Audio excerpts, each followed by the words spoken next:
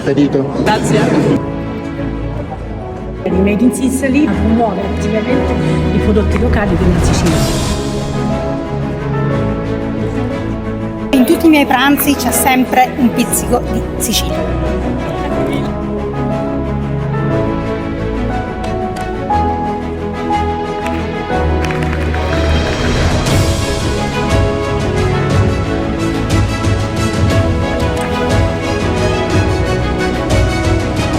Com'era il frutto della passione? Fantastico. Amore ha la capacità di accogliere. Qui abbiamo Manuel Masla che è un ristoratore alla piccola cantina a Berlino, ci siamo sentiti a casa.